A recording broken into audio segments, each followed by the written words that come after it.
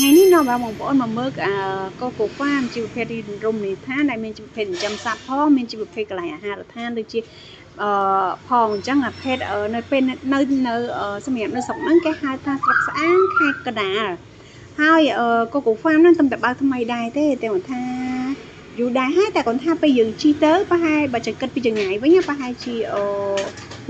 30 គីឡូអីហ្នឹងមកទៅมันឆ្ងាយពីភ្នំពេញទេប្រហែលជា30 គីឡូទេបងប្អូនឆ្ងាយពេលប្រហែលជាកន្លះម៉ោងអីទៅដល់ហើយសម្រាប់នៅទីនោះពេលដែលយើងចូលទៅដល់គឺមានកងម៉ូតូអគុយអីជូនយើងម៉ូតូរបស់គេវែងហ្នឹងគឺជូនយើងមានអីវ៉ាន់មានភ្ញៀវមានមនុស្សច្រើនអីក៏យើងក៏គេដាក់តែម៉ូតូហ្នឹងគឺអស់ហ្មង7 8នាក់ឯងដាក់អស់ហើយចាស្រួលហើយទៅដល់គេជូនយើងទៅដល់កន្លែងណាយើងចង់ចុះកន្លែងសួនសត្វឬចង់ចុះទៅខាង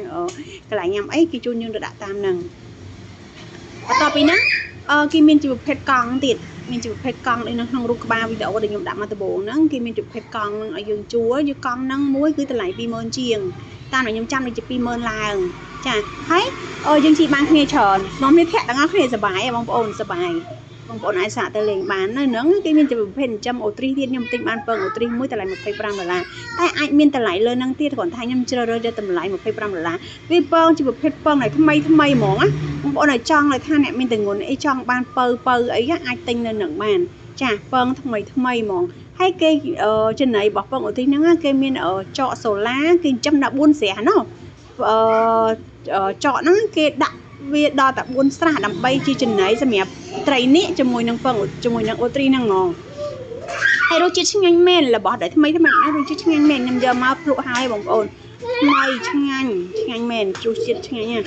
ហើយនេះបងប្អូនមើលពងហ្នឹងគូបើថាវាស់មួយមុខកូនខ្ញុំវិញគឺពេញមុខហ្មងមុខប៉ិនក្បាលកូនខ្ញុំហ្មងហើយពងមួយហ្នឹងខ្ញុំញ៉ាំដល់តែមួយសប្តាហ៍ខ្ញុំញ៉ាំ3នាក់មិនមែនតែខ្ញុំម្នាក់ឯងនេះកូនខ្ញុំហើយនឹងប្តីខ្ញុំមួយខ្ញុំញ៉ាំ3នាក់បងប្អូនញ៉ាំមួយអាទិត្យបានអស់អញ្ចឹងបងប្អូនឲ្យចង់បានពងអូទ្រីអីអាចទៅរកនៅនឹងបានហើយមានកន្លែងលេងកម្សាន្តច្រើនតម្លៃក៏អត់ថ្លៃដែរសម្រាប់នៅកូកូហ្វាមហ្នឹងនៅក្នុងស្រុកស្អាងខេត្តកណ្ដាលអរគុណសម្រាប់ការទស្សនា